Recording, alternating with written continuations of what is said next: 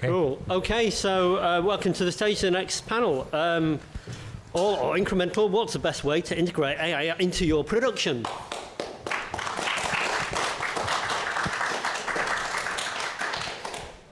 Hello, I'm having to stand because we can't fit enough chairs on the on the stage. It's a bit strange, but thank you so much for joining us this afternoon to discuss, yes, should we be going all in or incremental with AI adoption in our production timelines.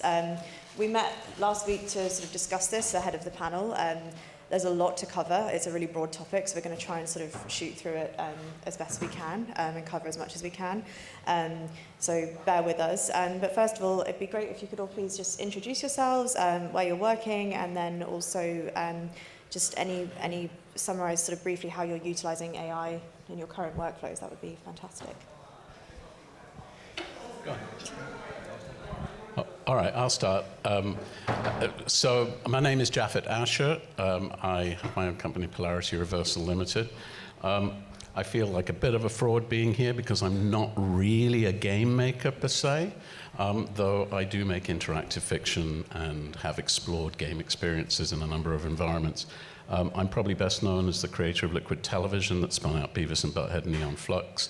Worked at BBC Children's, running all of their interactive games, interactive episodes, digital, and then got involved in AR, and most recently have worked for the last couple of years in Meta's AI studio, creating characters, AI characters, exploring real-time AI, and how that can be used in storytelling and indeed in gameplay.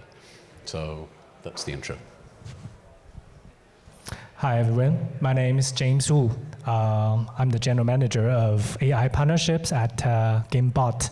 So I've been working in the game industry for more than 2 decades, and span at EA, Tencent, NVIDIA, like ByteDance Games.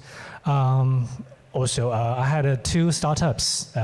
During them, we tried to build gaming consoles in China for China market, and also tried to challenge Xbox and PlayStation. I know that sounds really crazy, huh? And it turned out to be not a big success for me, obviously. So at GameBot, we help developers and publishers. We deliver AI agent solutions. Our key customers including MLBB, League of Legends, Wild Rift, PUBG Mobile, and Garena Free Fire. We deliver measurable results. We have a track record that our bots can help to boost the user retention up to 6%, while the monthly active user up to 15%. So personally, I'm a hardcore gamer and sports lover. Any one of you loves the Monster Hunter series or the Liverpool Football Club, we could be really best friends. Thank you. Hi everyone, I'm Hege Tokerud. I'm the CEO and co-founder of Aiba, out from Norway. So very happy to be here. It's not 2 meters with snow here, so that makes me really happy. I'm running a company where we use AI to make the communities in games and other platforms safe. So we have made a moderation platform to detect the bad players or the bad behavior before the bad stuff happens. So we have been focusing on protecting kids and teens, but we see that our technology can be used for other kids, like the older kids like me, because we are all, when we are in the gaming world, we get to be a little bit enthusiastic, as we can, if we can put it that way. And someone needs to be heard sometimes that maybe you should tone yourself down a bit. We are building AI in the company, but we're also using all kind of AI out there to make us to make the company run faster, more efficient, etc. So happy to be here, and I'm not a Liverpool fan, but yeah. Hey, we have a Norwegian soccer player, so he's really great. Haaland, yeah.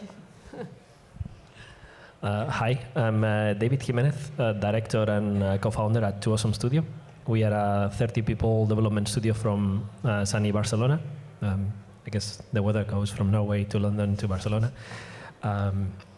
We develop our own IP. Our next game is Salto de Talma, coming out this year for PC and consoles. We did Axolotl before that. We also do a lot of co-development and porting for publishers and studios. So I bring the vision of more of a traditional studio on development and how and the different AI tools are used by our teammates. And I'll bring opinions from my team's members in that respect. Hey, I'm Volkan Gurel. I'm the co-founder and CEO of Layer. We're building the operating system for game studios to use AI. Our platform aims to be the kind of single solution you can use for all sorts of content generation, 2D, video, 3D, audio. And we've been working for the last 3 years with many studios, and we've seen kind of like the spectrum of kind of the level and commitment of adoption. Some have gone all in from the beginning, and some have been a little bit more reluctant, and hopefully we'll be able to share some insights on kind of how those different approaches resulted in different outcomes. So not from a game developer's perspective, but from a tool provider perspective, we got to see a wide range of outcomes and approaches. So hopefully that'll be useful to share. Great, thank you. So I think obviously across the board, like as a litmus check, AI has been adopted or very much our core focus. And I guess sort of in a current reality check and sort of like what's happening versus the hype around this, are we talking about sort of tool level improvements here or like fundamental workflow change? Where do you think we are at this stage currently right now with your work and your customers' work?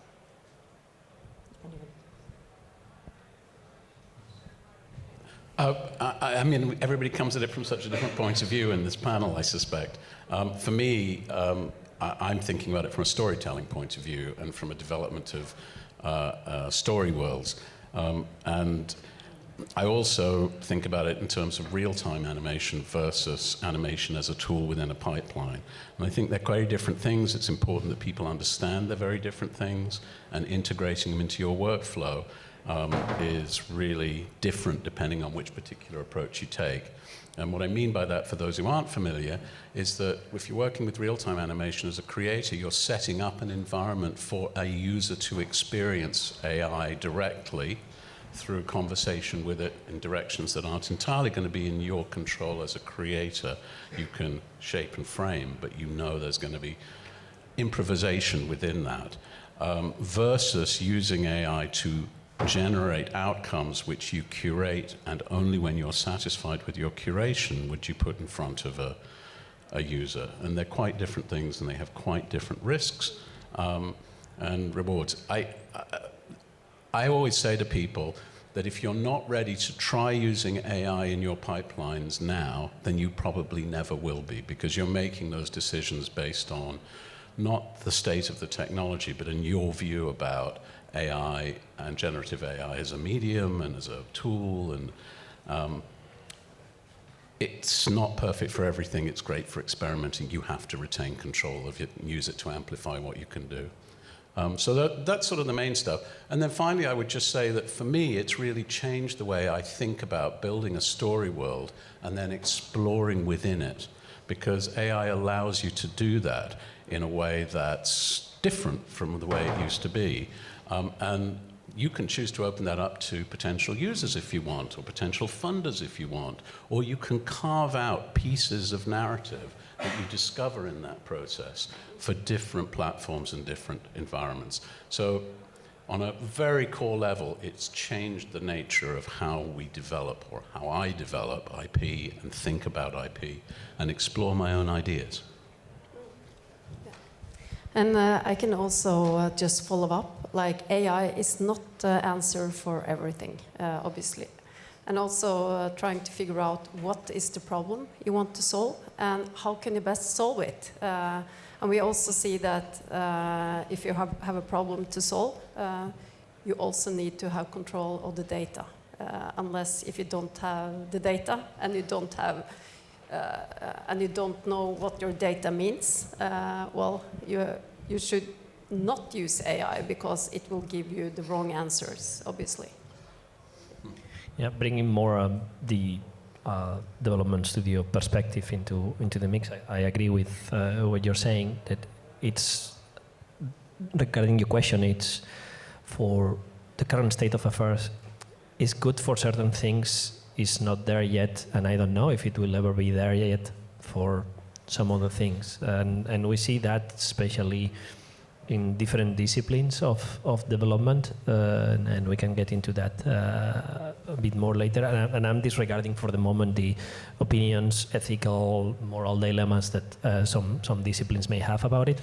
But from a purely productions perspective point of view, it is ready and useful for some areas of development, and I think it's more of a hype and not yet ready for some other things. And I would also encourage everyone to think about this as like, there's, say, productivity improvements you can have today with, you know, AI. For example, like, oh, I have an art pipeline. I used to do this thing manually. Now I can automate it. That's, I guess, the first step. But also think of it as this trend that keeps improving. I was just having a conversation today with someone, like the beginning of, say, 2025, it just seems so long ago, where like the video models were really bad and the image models were kind of getting there good, but not as good as now. And then fast forward a year, it seems like a decade has passed in terms of quality, speed, performance. And then think of this trend kind of going forward. There's a lot of stuff that we believe will be possible only with AI, things like personalization, customization, culturalization, where unless the team has adopted the tools, then they're going to keep kind of falling further and further behind because they will not have that foundation to build upon. So it might seem painful at first for teams to adopt and switch. And I would argue there's value already, like massive value we're seeing with, you know, what people are doing today, but it's also the future opportunities that people would be missing out if they don't get their teams kind of onboarded and adopting this new technology. I think that's super interesting. I think that's one thing that people quickly forget, is how much new kinds of game narrative experience are being opened up. And so if you only focus on how you're going to replace parts of a process that you're already doing, you're not really considering the opportunity, the potential, and the growth for your studio, for your people, and for your customers. And that's the exciting bit. Yeah. Sorry. Yeah, something I want to share is that back in China, almost every boss in the gaming company, they encouraged their team to embrace AI. Even in the toilets, there were like labels on use AI, embrace AI, right? But after they have invested so many human resource, set up their AI teams, they don't really know what to do. That's the reality right now. I'm not sure I know what to do with AI in the toilet. I want to know. Yeah. That's why we're here today. And I think that kind of leans into, so I think we're all sort of leaning more on the side of incremental rather than all in, given the state of the market today. But is it a tech decision, or is it a change management decision in an organization, or is it both? Like, you know, I think it tends to always fall to someone in a tech position, but has that shifted, like you say, even since the beginning of last year? So maybe I would actually argue going all in. We've seen a couple companies, like some large ones, do that. You know, it took a while, but now we're seeing they're getting significant advantages compared to some other studios that have kind of gone incremental. And it's not easy, you know, it really has to sometimes, like, not just the CEO saying top down, I want more AI, but actually doing things like hiring a team, having that team be responsible for certain outcomes and measuring those outcomes. And really taking it seriously isn't just about saying, I want my teams to adopt AI, but really investing in processes, changes, giving the team space, giving them a little bit of a room to say, oh, you know what, while we're exploring these things, there's going to be some gaps and other things we would have been able to do, but we're adopting this new process, new technology, so it's going to be a little bit of a period of, say, not as much stuff we can do in the other areas, but once you get over the hump, they're just flying now. Like there's some studios with hundreds of artists using our tool, and they are now very, very happy because they got over that hump, and now they're like, they went all in the beginning, and now once they're over that hump, they're extremely happy. Versus some other ones, they're like, they gave their teams a lot of freedom to go and explore tools. There wasn't like a strategy top down. So that kind of really misses out on a lot of the potential. I mean, again, in our case, we're not talking about like a product integration, but an internal tool.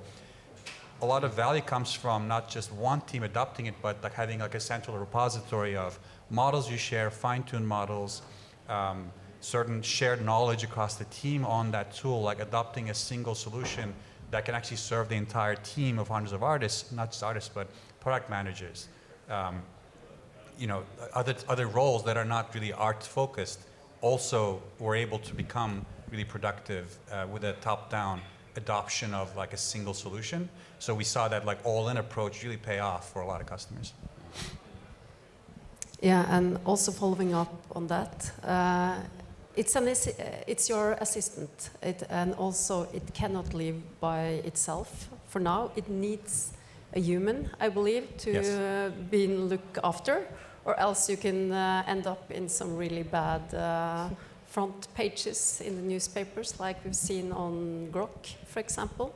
So I'm 100% on your side, like, yes, deep dive into it, but also make sure that you are on top of it, that you have control both on the data, but also on the decisions and how it moves forward, or else you might have some issues. I'm going to bring a bit of a counter argument to what you're saying.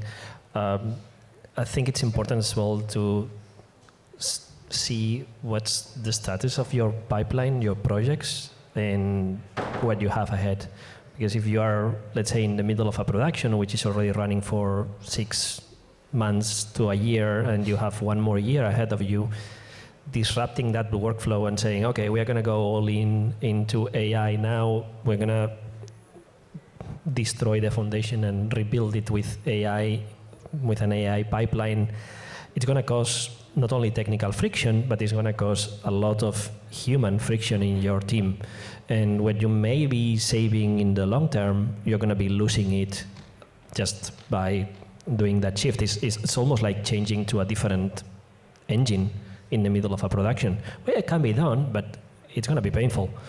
So my advice is that there's no one size fits all. From running our studio, we have seen that in some areas, people really clearly saw, okay, I can accelerate what I do without having to rebuild everything from scratch, and I'm happy to do it. And that's what we said, okay, it makes sense to do it there. Would we do it the same way if you are starting a company or you are starting a game from scratch? Well, that's more, I guess, where you come to your question, and then it's, okay, I want to build it as an AI first project, and it may make sense. In the middle of a production, it's a bit more difficult, I would say. Yeah, I think that's really interesting what you said. It's like, I think this is a false distinction, incremental or all in. You know, it's about using tools in appropriate ways for appropriate tasks. And that's always true. And that's as true with AI as it is with anything else. So, yeah. And you mentioned sort of hundreds of artists, and, you know, do you think it's a level playing field across the industry? So if you look at like mobile versus PC console, indie developer versus sort of AAA, is it level or is it not? Because, you know, budgets aside, you know, just and to David's point, you know, if you're midway through a production cycle, that's really challenging. So.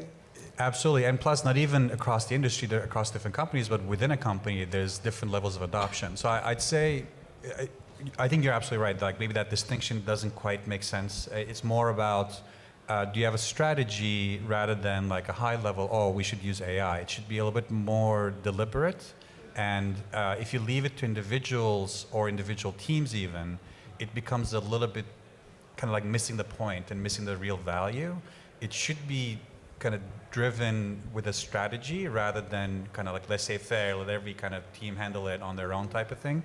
It does make sense. I mean, I'm talking like large organizations. Of course, if it's a small team, you just talk to the person next to you and you can figure out something.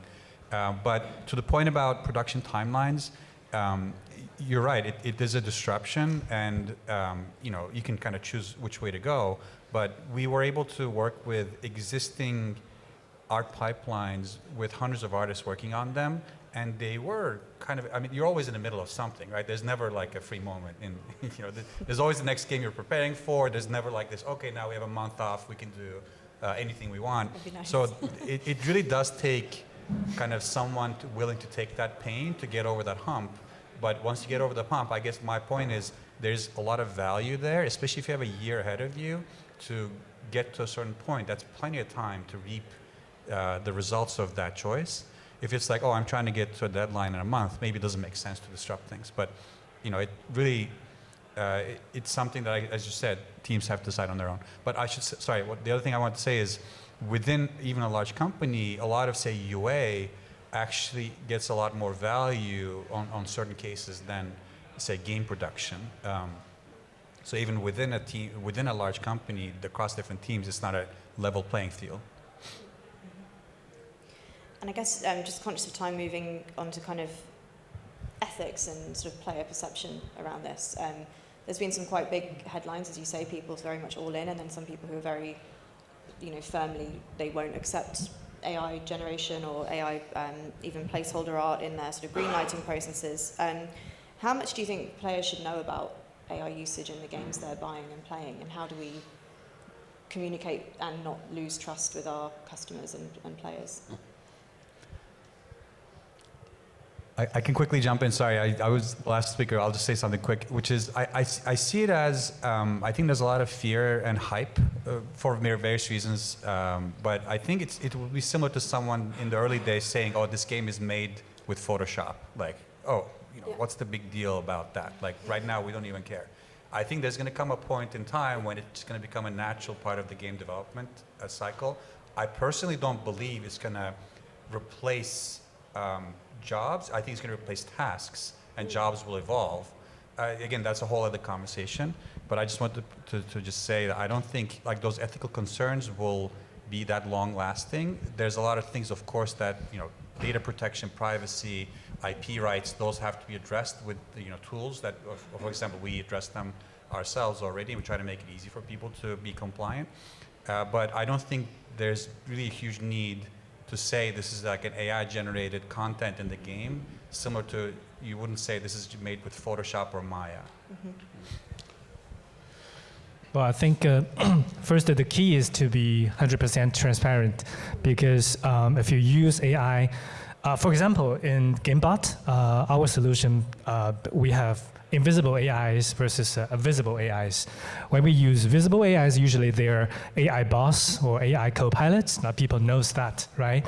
And when it goes to the invisible AIs, it's just like game bots that play with you. Maybe some of your teammates or your opponents. They just we use our deep learning AI bots to replace those behavior tree AIs to look smarter, to look more like a human being. 99.5% of our bots won't be find out to be AIs. So it's just that we use a modernized technology to provide the gamers a better experience. It's one part of the game feature. So, right, it's always being transparent, but while sometimes, the gamers doesn't have to know. Yeah, and I want to follow up on this because we also see there are some AI boyfriends, AI girlfriends out there. And even though the kids or the teens or the adults, they know this, they still get connected. So I think it's also, if we're looking into the ethical space, we should also develop services that that doesn't actually turn into something we don't want them to turn into. Mm-hmm. So as humans, I think we need to be more on top of the development, more than sitting behind and thinking this is happening. Yeah, this is happening. We have to be there. Yeah, there are three different pieces to it, aren't there? I mean, I think I understand people's concerns about particularly copyright. We all understand this as creators. I've had stuff of mine ingested into these models, but then I've also contributed to the models by writing golden sets for them. So, but I hope that eventually there will be some kind of reckoning around that, because there needs to be. But the door is kind of the horse is bolted, that you can't overcome that. And I personally believe that, if you're a creator, you move forward. You don't constantly look back at what you've done before, and this is how I've always operated anyway. I do think that the issue of suspension of disbelief is something that we do as storytellers. It's a large part of our goal is to get you to stop thinking about the strings and engage in the narrative. And the temptation to do that with Gen AI in real time is very high. But obviously it comes with massive emotional, moral, ethical risk, and particularly with young audiences. So, in the game space, in the role-playing space, we have to be extremely careful about signposting. And I think there's a societal obligation to think this stuff through too. This is what I think Hege was starting to talk about. I think that's a big, big concern of mine personally. AI literacy, critical thinking, these are the important skills of the future in an environment where you can trigger stuff. And the final thing I would say about this is that, for me anyway, AI does nothing. AI has no objective. We ask it to do things by prompting it, whether that's in a conversation or an instruction, and then it does things. And we then decide whether we like those things or not, to use, to consume, to think about, and go and use and ask it to make something else. So it's really important to remember that in terms of how it works and the ethics of it and how it's incorporated into artwork. Because some human has made a decision to trigger a set of computational actions and then said, yeah, that's the computational output I was looking for. I'm now going to place that in my context artistically. Yeah. Yeah, I agree. There's always a human driving it. I think one of the points that makes that drives the whole ethics debate around this is actually money. You were saying that it's not a technology that is supposed to replace jobs, but the fear is there, and it's a very valid fear, and many people won't change their minds even if you tell them no, it's going to help you do your job better or whatever. We are seeing constantly more and more jobs getting cut in the game industry, and we are in a very difficult situation at the moment in the industry. So this adds fuel to the fire. So it's not easy to tell people, now you're going to be using a tool that is going to be learning what you do, it's going to be trained on your data, and the more it becomes better, maybe not you, but your colleague is not needed anymore. And let's be real, that's happening, and in some fields more than in others, and it's more. It has a more direct impact in some areas of development than in others. So I can relate. I have been having very deep conversations with team members and also with people outside the studio that are in the field, and what are their views on this, and whether we like it or not, AI is, for the moment, is here to stay unless there's a big bubble burst and it all comes down. But the way things look, it's not going to go down, and we will have to see and coexist and adapt with it. That doesn't mean that the pushback is going to disappear. It's going to continue, and it's going to continue because it's a very valid reason. It's money. People want jobs and want to keep them, and this, yeah, it will create new jobs, but it's also destroying some of the jobs in the market. It's a disruptor, like any new technology that, okay, you create new jobs based on that technology, and some jobs become obsolete. And it has happened many times over the years in our industry and in others. From the consumer point of view, I see something a bit different, because I think it's more generational. If I ask my mother about the Coca-Cola announcement, she wouldn't even realize that it's AI. It's just shitty, and that's it. But she wouldn't even have an opinion about AI or how it was made or whatever. And then you have my kids, And again, that generation doesn't care because they see it more as a vibe or even a style. It's more our generation in the 30s, 40s, where we see the difference between, okay, what was made by traditional art and what was made with Gen AI tools. And there's a big gap at the moment, and we see that. We see the link to money and to ethics and to all of that. And then there's that pushback. So that's what we see. Yeah, we'll have to adapt. Yeah. And I think as an industry, maybe, like you say, looking to what other industries are doing, I think we can be quite bad at that sometimes. We're kind of quite insular and worry about our own thing and don't look to sort of the way other industries are maybe tackling, creative industries are tackling the problem themselves. And we're at time, so just super quickly, if I could just get sort of a lightning close from each of you on kind of what you would say a studio should do about AI in the next 12 months, if you know they're kind of at this sort of dipping their toe in at the minute. You know, what would be one thing you would advise them to do? Start that and work this way back. Sure. I mean, I'd say I'm sure everyone has tried something, and you know, it's not like I don't think anyone here has never seen what these tools can do. I'd say if you have concerns on the team or whatever the blockers are, just know that there's teams out there that have really resolved those blockers, and I would encourage you to really kind of adopt a strategy around this, a little bit of a kind of company-wide strategy, and really go after it. I think when we say AI, by the way, I think there's a lot of different ways to use AI, like inside the product or as an internal tool. I'm specifically referring to it as an internal tool.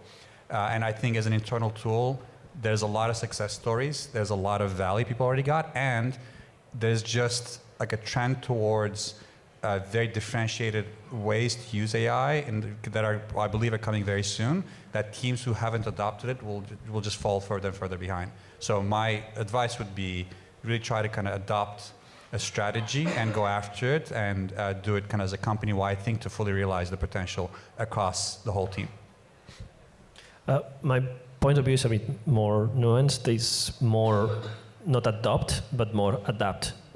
Use it where you see that you can use it, where you can check, as I said, the technological factor, if it benefits your production, but also the human factor. Are these changes going to mean that maybe you see 10% of your top talent walking out the door because of ethical reasons? That's also important to consider in the middle of a production. So be a bit careful how you manage and check your team, see how they see these tools, where they see the value, and then if you see areas where you can adapt to it and use it properly, go all in those areas. Yeah, following up on that, if you're not there already, please start using it, but also with care. And if you have a friend or two that, or someone you look up to, which are really good at using it, ask them. And I know that everyone is so happy to provide insights into how they're using AI. So if you're interested in how we do it, happy to have a follow-up afterwards. We're also up in the booth area, in the startup zone, in the blue room. So yeah. So I think either all in or incremental. I think for strategy-wise, you should all in. You should embrace AI, use it as many as possible. But tactical-wise, you need to go step by step and integrate AI into your business in a smart way. Maybe just leave the experts to do their own job, and maybe just work with the experts and grow your team. I think that's something that I see, like some of the smart companies back in China, what they're doing. Right.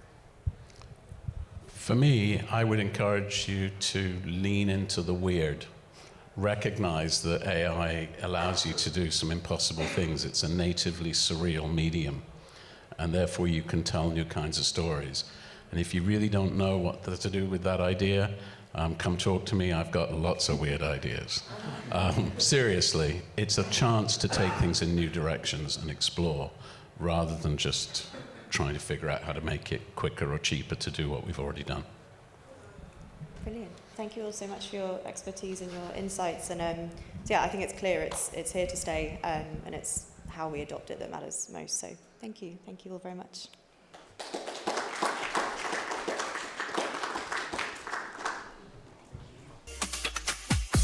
you.